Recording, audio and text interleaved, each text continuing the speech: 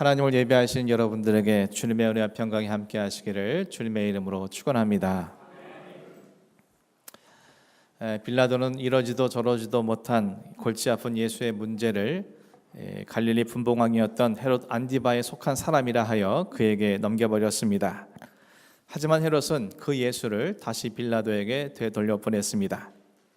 이에 빌라도는 다시금 대제사장들과 관리들 그리고 백성들을 불러 모았습니다. 그리고 그들에게 이렇게 말했습니다. 본문 14절에서 16절까지 말씀입니다. 너희가 이 사람이 백성을 미혹하는 자라 하여 내게 끌고 왔도다. 보라, 내가 너희 앞에서 신문하였으되 너희가 고발하는 일에 대하여 이 사람에게서 죄를 찾지 못하였고 헤롯이 또한 그렇게 하여 그를 우리에게 돌아보내었도다. 보라, 그가 행한 일에는 죽일 일이 없느니라. 그러므로 때려서 놓겠노라. 빌라도는 예수님에 대한 공개적인 재판을 언도하기 위해서 사람들을 불러 모았습니다. 예수님을 고발한 산헤드린 공회원들과 이에 증인되어질 백성들을 한 곳에 모은 것입니다. 빌라도는 먼저 그들이 예수 그리스도를 미혹하게 하는 자라라는 그런 이름으로 고발하였다는 사실을 상기시키고 있습니다. 여기서 미혹하는 자라는 것은 백성들에게 이상한 교훈을 가르쳐서 그들의 마음을 빼앗아 로마에 대항하는 위난을 일으킬 만한 위험한 인물이라는 의미를 갖고 있습니다. 빌라도는 그들에게 자신은 그들이 보는 앞에서 그가 정말 백성들의 마음을 미혹하는 자인지 그를 신문해 보았지만 4절에서와 같이 그에게 죄를 찾지 못했다라고 선언했습니다. 빌라도가 이와 같은 결론을 보다 확고히 선고한 것은 헤롯의 재판이 상당한 영향을 끼친 것으로 보입니다. 빌라도는 자신보다 유대의 간습에 대해 더 잘 알고 있는 헤롯이 예수를 어떠한 정죄함 없이 돌려보냈다는 점이 예수님의 무죄를 더 확실하게 확인하게 했던 것으로 이해가 될 수 있습니다. 그래서 그는 헤롯에게 되돌아온 예수를 보자마자 그에게 죄가 없다라고 판결한 것입니다. 하지만 빌라도는 이 짧은 구절 속에서도 그의 말이 바뀌고 있는 것을 확인하게 됩니다.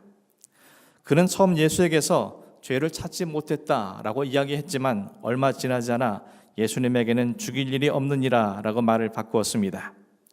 이 말은 곧 사형 이외에는 다른 벌을 내릴 수 있다라는 그런 뉘앙스를 품고 있는 겁니다. 그러나 이것은 예수님께서 죄가 있다라고 그가 인정한 것이 아니라 예수님이 무죄하시다는 것을 알지만 예수님을 향한 산헤드린의 강력한 고발 앞에 타협할 가능성이 있다라는 것을 그들에게 암시한 것으로 이해할 수 있습니다. 그래서 그는 죄가 없다고 말하고서도 예수님을 때려서 놓겠다라고 그들에게 이야기한 것입니다. 예수님께서 무죄하시다는 것을 알았음에도 불구하고 그는 정의와 진실대로 또 소신 있게 행동하지 못하는 우유부단함과 기회주의자적인 성격을 지녔음을 오늘 성경은 지적을 하고 있습니다. 이러한 빌라도에게 대제사장들과 관리들과 백성들이 어떠한 반응을 보였는지 본문 18절 19절 말씀이 기록하고 있습니다. 무리가 일제히 소리질러 이르되 이 사람을 없이 하고 바라바를 우리에게 놓아주소서 하니 이 바라바는 성중에서 일어난 밀란과 살인으로 말미암아 옥에 갇힌 자로라. 본절에 병행 구절이 있는 마태복음과 마가복음에서는 대제사장들이 무리를 충동하여 바라바를 풀어줄 것을 무리들에게 요구하도록 배후에서 조종한 것으로 기록하고 있습니다. 하지만 누가는 이러한 대제사장의 배후 조종에 관한 사실들을 생략하는 대신에 빌라도의 재판에 대해서 무리들이 격앙된 반응을 보이고 있다는 사실을 보다 사실적으로 묘사하고 있습니다. 본문 속의 소리질러라는 단어의 원어상의 뜻은 고함치다, 큰 소리로 부르짖다, 짐승처럼 포효하다라는 뜻을 갖고 있습니다. 이 단어는 누가복음 4장 33절과 8장 28절에서도 기록하고 있는데 그곳에서는 악한 귀신들이 전능하신 예수님 앞에서 저항하며 외치는 소리를 지를 때 이 단어를 사용하고 있습니다. 그런 의미에서 본절이 이 단어는 일제히 외치는 무리들의 성격을 규명해주고 있습니다. 이는 구원 역사를 역행하고 예수를 적대시하는 사탄의 하순이 되어버린 그들은 사탄의 최후 목표인 메시아 예수님을 사형에 처하도록 하기 위해서 외치고 있었다라는 사실을 지적하고 있습니다. 뿐만 아니라 그들은 메시아이신 예수님을 죽이고 바라바를 우리에게 놓아달라라고 요청하고 있습니다. 그리고 본문은 17절이 없다라고 기록하고 있지만 각주를 보게 되면 어떤 사본에는 명절을 당하면 반드시 한 사람을 도와주더라 라고 있는 구절이 있다는 것을 밝히고 있습니다. 그들은 명절에 한 명을 살릴 수 있는 그 규례를 예수 그리스도가 아닌 바라바를 살려주기 위해서 요청했다라는 것입니다. 죄수를 풀어주되 성중에서 밀란을 일으키고 살인을 하여 옥에 갇혀있는 바라바를 풀어주고 예수를 죽여달라고 그들은 사탄의 하수인이 되어서 큰 소리로 외쳤던 것입니다. 이후에 빌라도는 그들에게 2번이나 더 예수님을 풀어주기 위해서 예수님의 죄 없으심에 대해 말했지만 그들은 예수님을 십자가에 못 박으라고 오히려 강력하게 요청했고 결국 빌라도는 그들의 요구에 승복해서 바라바를 풀어주고 예수님을 십자가에 못 박도록 그들에게 넘겨주었음을 본문은 전해주고 있습니다. 사랑하는 성도 여러분, 오늘 본문 속에서 우리는 그릇되고 어리석은 사람들의 선택하는 모습을 만나게 됩니다. 빌라도는 그릇된 선택을 했습니다. 그는 유대 총독이며 예수님의 재판을 맡은 재판장이었습니다. 그렇다면 그는 오직 정의와 진실 그리고 있는 사실을 갖고 판결을 해야 합니다.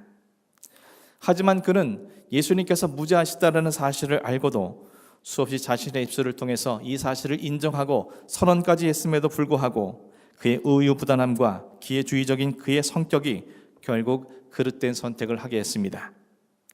그는 자기에게 맡겨진 총독과 재판장으로서 그 자리에 합당한 선택을 해야 했습니다.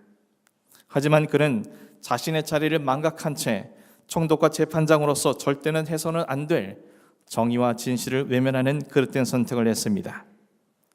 그는 자신 스스로가 주체가 되어서 정의와 진실, 자신이 본 바에 의해서 선택을 해야만 했습니다. 하지만 그는 자신이 믿고 있는 사실이 아니라 그 선택을 대제사장과 관리들, 백성들에 의존해서 그들의 결정에 선택을 했던 것입니다. 그리고는 모든 것이 그들의 선택 때문에 이루어진 것인 양 모든 탓을 그들에게 돌리고 있는 그들의 모습을 우리는 말씀을 통해서 보게 됩니다. 만약 애초에 빌라도가 굳게 서서 죄를 찾을 수 없는 예수님을 정죄하기를 거절했더라면 평생 동안 그를 양심의 가책과 죄의식에 사로잡히게 하는 그 사슬로부터 그는 벗어날 수 있었을 것입니다. 그는 지금에 이르기까지 그의 이름에 불명예스럽게 불려지는 것을 방지할 수 있었을 것입니다. 만약 애초에 그가 정리한 대로 정의에 대한 자기의 확신을 실행했더라면 유대인들은 감히 그의 판결에 대해서 저항하거나 그를 좌우하려고 하지는 못했을 것입니다. 혹여 예수님께서 사형을 당하셨더라도 그 죄의 책임은 빌라도가 지지 않아도 될 일이었습니다. 그러나 빌라도는 그릇된 선택을 하고 말았습니다. 그는 무죄하신 예수님을 선택하는 대신에 불의하고 악한 대제사장들과 관리들 그리고 백성들의 만족을 주기 위한 그들의 결정을 선택한 것이었습니다. 대제사장과 그리고 관리들 그리고 백성들은 어리석은 선택을 했습니다. 그들은 예수님과 바라바 둘 중에 한 명을 선택해야 하는 그 순간에 바라바를 선택했습니다. 마태복음에 의하면 바라바는 유명한 사람이었습니다.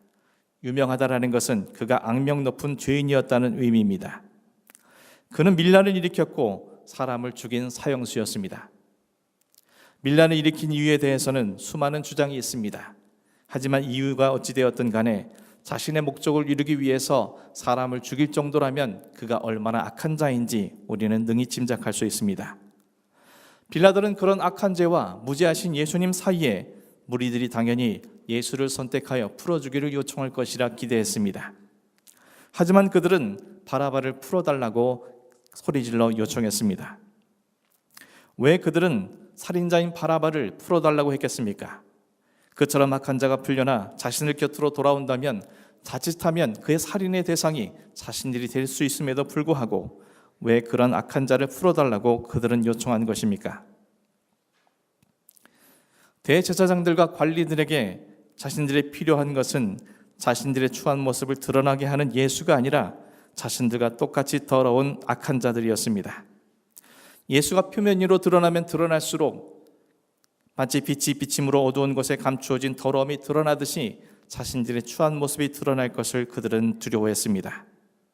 그래서 그들은 자신들과 똑같은, 아니 자신들보다 더 추악한 자가 필요했습니다. 그래야만 자신들의 의가 드러날 수 있고 그래야만 자신들의 기득권이 유지될 수 있었기 때문입니다. 백성들은 왜 악한 주인 바라바를 선택했습니까? 하나님을 두려워하지 않고 종교 지도자들을 두려워했기 때문입니다. 그들의 말을 듣지 않으면 자신들에게 있을 수 있을 불이익을 그들은 두려워했던 것입니다. 그래서 결국 그들은 어리석은 선택을 한 것입니다. 또한 그들은 무지했습니다. 무엇이 옳은 것인지 무엇이 잘못된 것인지 판단하고 분별할 수 있는 능력이 없었기에 그들은 오로지 종교 지도자들이 시키는 대로만 어리석은 선택을 한 것입니다. 하지만 이유가 무엇이었든 대제사장들과 관리들, 백성들은 메시아이신 예수님이 아니라 악한 죄인인 바라바를 선택하는 어리석음을 범함으로 자신들이 섬기는 하나님의 아들 메시아를 스스로 십자가에 못 박아버리는 어리석은 선택을 하게 된 것입니다. 사랑하는 성도 여러분, 우리에게 선택이 얼마나 중요한지 여러분은 잘 알고 있을 것입니다. 그렇다면 지금까지 여러분의 선택은 어떤 선택이었습니까? 지금 우리가 하고 있는 후회가 그때 선택의 결과가 아니겠습니까? 그 선택은 얼마나 올바르고 지혜로운 선택이었으며 또 앞으로 여러분은 어떤 선택을 하며 살기를 원하고 있습니까? 현대인들을 일컫는 말 가운데 하나는 제너레이션 메이비, 다시 말해서 무언가를 결정할 수 없는 결정장애 세대라고 부릅니다. 인터넷 백과사전에 의하면 저널리스트 올리버 에게스가 2012년 독일 일간지 디 벨트가 기고한 칼럼에서 이 비용어가 비롯되었다고 명시합니다.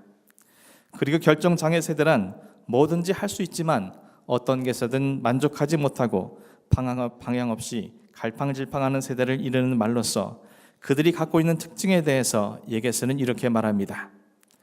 이들은 단호한 결정은커녕 어떤 물음에도 분명한 대답을 잘 하지 못합니다. 몰라, 글쎄, 아마도, 그런 것 같아와 같은 말로 답을 대신하는 경우가 허다하며 어딘가에 잘 정착하지 못하고 한 가지 일에 제대로 집중하지 못한다고 그는 말합니다.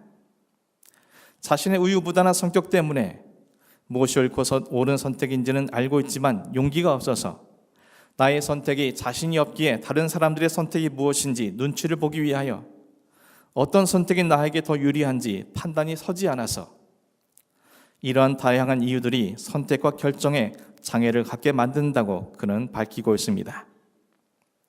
하지만 이것은 세상 사람들에 관한 것만이 아닙니다. 이것은 신앙인이라고 해서 예외가 될 수 없습니다. 이 땅의 수많은 그리스도인들이 무언가를 선택하는 것에 큰 어려움을 경험하고 있습니다. 그리고 무언가를 선택하는 일에 큰 두려움과 염려를 갖고 있는 것이 이 땅의 그리스도인들의 현실입니다. 사랑하는 성도 여러분, 우리는 하루에도 수없이 많은 것들을 선택하며 살아갑니다. 아주 작고 사소한 일에서부터 감당하기 힘든 큰 일에 이르기까지 우리는 매 순간 선택과 결정을 해야만 살아갈 수 있습니다. 그리고 그 선택은 우리의 인생의 미래를 결정짓는 중요한 것입니다. 아니, 우리 자신뿐만 아니라 우리의 선택은 나를 둘러싼 모든 사람들의 삶에까지 영향을 주게 될 것입니다. 때문에 무언가를 결정한다는 것은 참으로 힘들고 어려운 일이 아닐 수 없습니다. 여러분은 어떻습니까? 무언가를 선택해야 하는 그 순간에 나이가 들수록 더욱 어렵고 자신감은 점점 떨어지지 않습니까? 나의 선택이 잘못된 선택일까 봐 불안하고 두렵지는 않습니까? 나의 선택에 대한 책임에 대해 겁나해지는 않습니까? 이런 선택 앞에 이러지도 저러지도 못하는 무능한 내 자신이 미워지지 않습니까? 남들보다 뛰어나지 못해 제한된 선택밖에 할 수 없는 내 자신의 현실이 싫어지지 않습니까? 나의 선택에 대해서 다른 사람들이 어떻게 생각할까 주눅들어 있지는 않습니까? 하지만 걱정하지 마십시오. 믿는 우리들에게 선택과 결정은 매우 쉽고도 단순한 일이기 때문입니다. 오직 예수 그리스도를 선택하면 되는 것이기 때문입니다. 나를 사랑하시고 나를 위해서 하늘 보좌를 포기하시고 이 땅에 내려오셔서 십자가를 선택해 주신 그 사랑을 선택하십시오. 주님이 날 위해 피 흘려 죽어주신 그 십자가의 그 소망을 선택하십시오. 언제나 우리를 위하여 역사해 주실 주님의 그 은혜를 선택하시고 우리의 영원한 생명과 구원을 허락해 주실 주님에 대한 그 믿음을 선택하십시오. 앞으로 어떠한 상황에서든 오직 예수 그리스도만을 선택하기로 결단하는 것을 선택하시기 바랍니다. 그리하면 주님께서 우리를 바른 선택을 할 수 있도록 친히 역사해 주실 것이요, 우리가 어떤 선택을 하든 그 결과를 책임져 주실 것이며, 우리의 선택 끝에 더 큰 사랑으로, 더 확고한 소망으로, 더 큰 은혜와 풍성한 믿음으로 우리에게 귀결시켜 주실 것입니다. 그러나 만일 우리의 선택과 결정이 예수 그리스도의 인함이 아니라 나 자신에서 비롯된 것이라면, 그것이 어떠한 선택이든 예수님 대신 불의한 사람들을 선택한 빌라도의 그릇된 선택이 될 것이며, 우리의 선택 끝에 예수 그리스도가 계시지 않는다면 그것이 어떠한 선택이든 예수님 대신 악한 죄인 바라바를 선택했던 대제사장들과 관리들, 무지한 백성들의 어리석은 선택이 될 것입니다. 사랑하는 성도 여러분, 무언가를 선택하고 결정해야 하는 그 중요한 순간이 오거든 10분만이라도 그 선택과 결정이 누구로 인함인지, 그 선택과 결정이 어떻게 끝나게 될 것인가를 생각해 보시기 바랍니다. 그리고 1분이라도 그 순간에 어떤 선택을 할 것인지 기도하시기 바랍니다. 그 짧은 순간의 생각과 기도가 여러분의 결정과 선택을 영원한 것으로 승화시켜 주실 것이기 때문입니다. 그리고 그러할 때에만 우리는 빌라도와 같은 대제사장들과 그 무리들과 같은 그릇되고 어리석은 선택이 아니라 예수 그리스도 안에서 생명과 진리로 채워진 올바르고 지혜로운 선택을 할 수 있도록 주님께서 역사해 주실 것입니다. 사랑하는 성도 여러분, 우리 교회는 또 하나의 중요한 선택을 하려고 눈앞에 두고 있습니다. 주보를 미리 보신 분들은 아시겠지만 우리 교회는 10년 만에 오는 11월 19일 주일 오전 2부 예배 후에 공동의회를 열어서 장로 2분, 안수집사 3분, 권사 7분을 선택하여 세우기 위한 투표를 진행하려고 합니다. 교회에서 사람을 세운다는 것이 얼마나 중요한 일이며 또한 얼마나 어렵고 힘든 일인지 우리는 잘 알고 있습니다. 이 모든 과정과 선택이 오직 예수 그리스도의 뜻 안에 있을 수 있도록, 그리고 그 뜻에 예수 그리스도의 섭리와 도우심이 있을 수 있도록, 그리고 그 선택과 결정에 모두가 겸손히 순종하며 받아들일 수 있도록 지금부터 그날까지 기도로 합력해 주시기를 간절히 소원합니다. 그리할 때만 이번 항존직 선출을 위한 투표는 하나님께서 맡겨주신 사명을 보다 온전히 감당하고 하나님의 영광을 돌려드리는 참된 교회로서 우리 교회가 재도약할 수 있는 기회가 부여될 것입니다. 사랑하는 성도 여러분, 오늘 주께서 여러분에게 주신 말씀을 다시금 마음속 깊이 새겨두심으로 어떠한 선택과 결정의 순간이 온다 하더라도 오직 예수 그리스도만을 선택함으로 참된 신앙으로 세워져가는 은혜가 여러분의 심령 속에 임할 수 있기를, 또 이 교회가 행하고자 하는 항존직 선출 투표를 통해서 오직 예수 그리스도의 뜻이 이 교회에 이루어지는 역사가 이루어질 수 있기를 주님의 이름으로 간절히 축원합니다. 기도하겠습니다.